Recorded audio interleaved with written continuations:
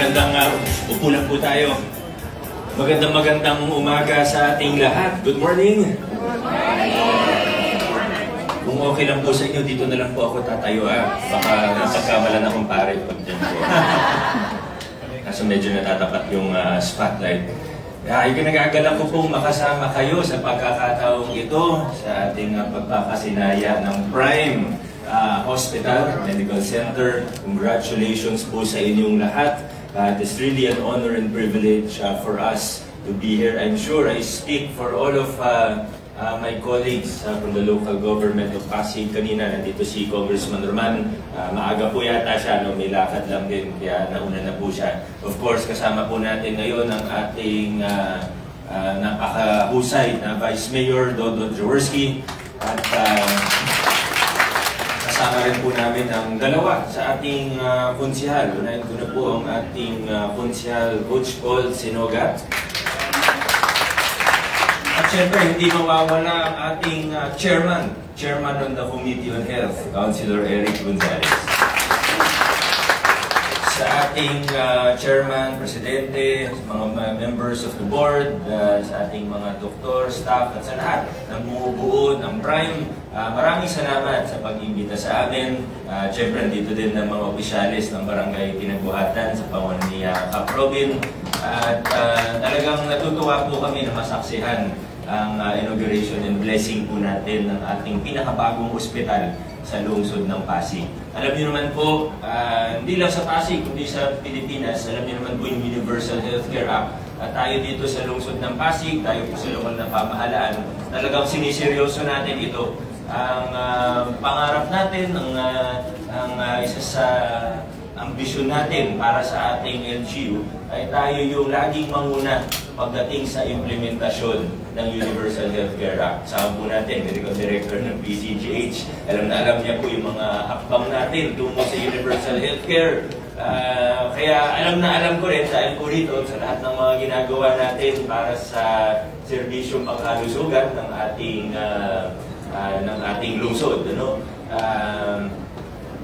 Alam ko rin po kung gaano kahirap magpatayo ng isang ospital. At kaya na-appreciate ko yung mga efforts po ninyo, yung mga compliance, lahat ng mga requirements, mula sa requirements ng LGU hanggang sa mas mahirap na requirements ng Department of Health. Alam po natin kung gaano kahirap yan kasi nagpapagawa kami ng ospital ngayon, tapos yung mga health centers natin.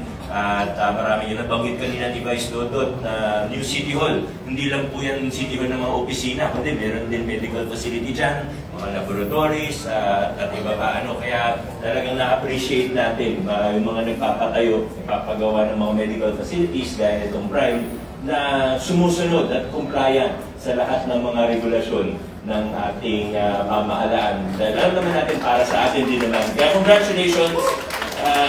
Talagang nakakatuwa po ito. At ngayon po, maya-maya, meron din tayong pirmahan ng Memorandum of Agreement between the local government, ng ating lokal na pamahalaan, at ng ating hospital. Nakapaloob po dun sa agreement, mababanggit naman po siguro mamaya, pero yung ibang mga discounts para sa empleyado. Pero sa totoo, opo, masaya po kami at very appreciative po kami sa mga tulong na ipagkakaloob nyo sa mga empleyado, sa mga Pasigenyo. Pero sa totoo, mas excited pa po ako sa dalawang pang bagay. Una, gaya ng nabanggit ko, ay tungo sa Universal Healthcare. Sa totoo, hindi naman po kaya ng pamahalaan ng lahat-lahat.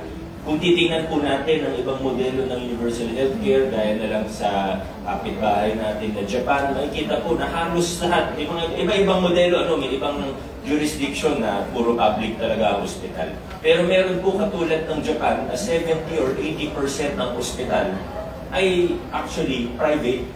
Hindi gobyerno nagpapatakbo ng hospital, kundi private sector. Tumutulong na lang ang pamahalaan. Of course, may regulation, that's number one. Number two, tumutulong sila sa planning. Every 5 years, may bago silang plano. Ina-assess yung kakulangan o kung ano yung kailangan pa. Pero higit pa rito, syempre, yung insurance system na ganun din naman tayo with the PhilHealth coverages going up in the last few years. Sigurado po nasa tamang direksyon naman tayo. Pero ulitin ko po, ang totoo yan, hindi kaya ng pamahalaan gawin ang lahat-lahat. Kailangan talaga ng tulong, ng kooperasyon ng pribadong sektor. Kaya natutuwa po ako dahil yung sabi niyo nga po kanina ay hindi lang kayo basta nagpapatayo ng ospital. You are looking to redefine or to, ano yung word na ginamit kanina? To change the landscape of the medical industry. You are at the forefront of that. So again, congratulations po Ron. That is really a big thing. And yung isa pa po kinasabi ko na excited ako, ay marami daw kayong empleyado na tagalusod ng Pasig. Kaya, yes! Yung mga nakatayo sa likod. Mga nakatayo sa likod, mga taga-Pasig po ba kayo? Yeah! Halos lahat nagtaas ng kamay, yung iba nakikitaas ng kamay. Dito po, sino pong mga taga-Pasig, yung mga nakatira, yan, halos lahat daw po ng empleyado ng Prime mula sa, ayan, ito sila, mga proud Pasigueño. Katuwa po, no? Nandito pa yung mga choral. Nasaan po yung mga members natin ng mga choir or choral kanina? Nandyan sila, yung mga kumanta kanina, nasaan po sila? Nandito. Yan. May tanong lang po ako sa inyo. Ano po yung katali sa ano ninyo? Gusto niyo mapatawag sa Blue Ribbon? Mas okay na po yung Blue Ribbon.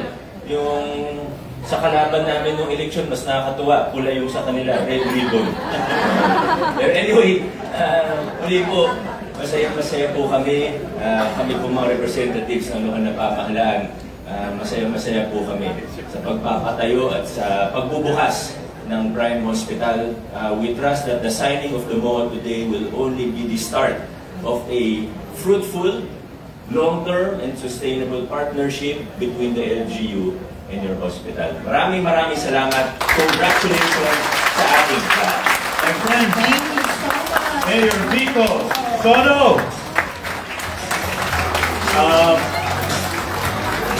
Allow me first to greet our beloved Mayor Vico Soto, members of the City Council, Councilor Eric Gonzalez and Councilor Paul Sinogat, to our Chairman of the Board, Dr. Cesar Tongo, and the other members of the Board of Directors, to our Chairman, Dr. Colonel Coach Sosobrado, to the our Barangay Captain, Prime Minister Robin Salangana, and the members of the Barangay Council,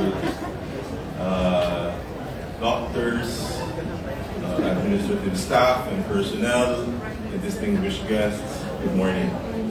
Thank you for making us part of this very momentous occasion. We are indeed honored with the invitation. Seeing your beautiful institution rise in the middle of Barangay Pinagbuhatan, near the city center, it is indeed very welcome.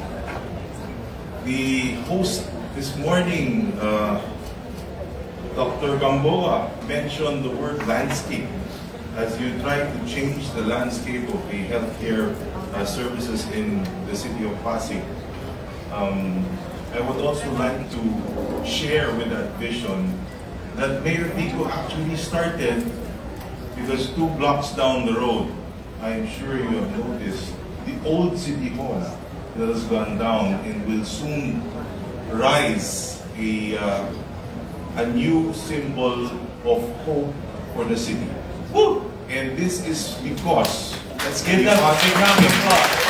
Thank you, thank you. This is because we want to change the landscape of Pasig City.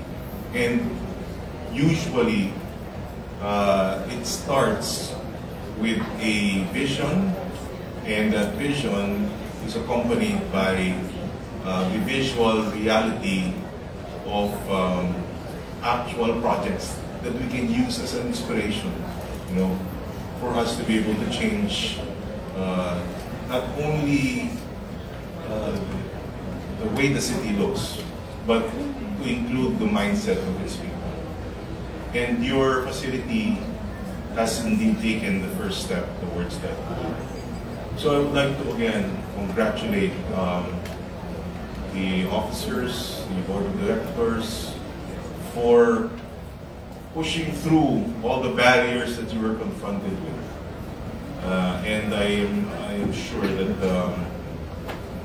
Prime Hospital and Medical Center in Pasig City will be indeed the shining light in providing the best quality healthcare for the people of Pasig and beyond.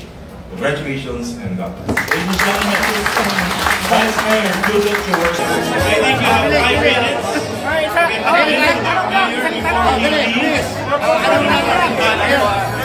You have 5 minutes. Congratulate ko lang po ang Prime Hospital and Medical Center, Lumos Universal Healthcare. Kailangan talaga magtulungan ang pamahalaan mula national hanggang barangay at ang private sector. So this will be a big help to the city of Pasig. Congratulations sa Prime. Malaking bagay po, Mayor. Malaking bagay po. Kailangan talaga. At hindi lang yung pagbubukas nila ng hospital, kundi yung pag-partner nila sa LGU. So yung pagpirma namin ng COA, simpleng bagay yun, pero naniniwala ako na simple po yun ang pangmatagalang partnership ng LGU at ng hospital. Maraming salamat. Mayor, Pasensya na. Mayor,